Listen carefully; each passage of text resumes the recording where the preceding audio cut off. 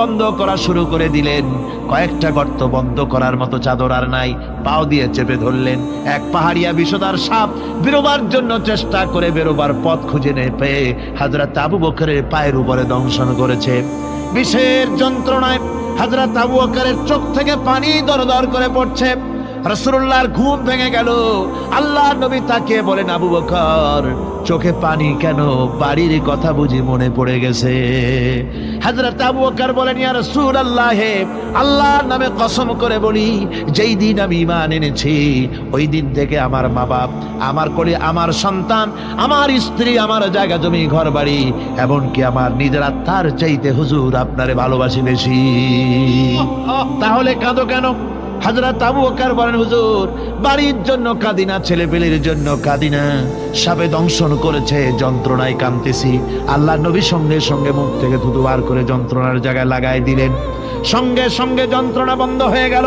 হুজুর বললেন, আবু বকর, প্রথম যখন তোমার এই আঘাত করেছিল সাপে, আমাকে কেন তাড়াতাড়ি বলো নাই? এতক্ষণ তো তোমার কষ্ট হতো না।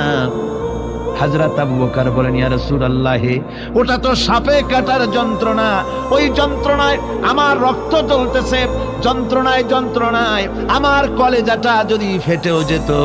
আল্লাহর হাবিব আরাম ফরমাচ্ছিলেন, আমি তাকে আরামে বিঘ্ন ঘটাতে পারতাম না। আমার ভাইয়েরা, হযরত আবু বকর, হযরত রাসূল দুজন বসে আছেন। এমনি সময় কাফের বেঈমানেরা খুঁজতে খুঁজতে জায়গা মতো এসে গেছে। একজনে বলে ভিতরে আছে, আর একজনে বলে নাই। পায়ের যদি থাকবে তাহলে মাকড়সায় জাল বুনালো কি করে? পাখি ডিম পেড়ে বসে আছে কি করে? তাদের সন্দেহ হতে লাগলো। এর মধ্যে না একজন বলে আছে আর একজন বলে নাই। হযরত আবু বকর ভয়ের চোটে কেঁদে ফেলেছেন, হুজুর আর উপায় নাই। এই যে অবস্থান, এই অবস্থার ভিতরে, এই অবস্থার ভেতরেও আল্লাহ নবী এতটুকু ঘাবড়ে যান নাই। শত্রুরা তরবারি নিয়ে এসেছে, সুযোগ পেলেই একটু তাকালেই দেখতে পাবে, তুলে মেরে ফেলে দেবে। আল্লাহর হাবিব মোটেই ধৈর্য হারালেন না, এতটুকুন হতাশ হলেন না।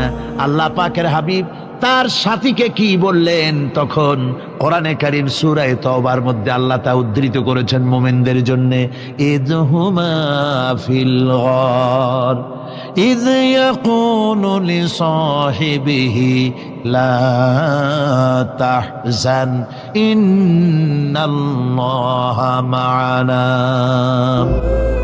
ও আমার সাথী, ও বন্ধু, ভয় করো না, চিন্তা করো না, আমরা মাইনরিটি নই, আমরাই মেজরিটি।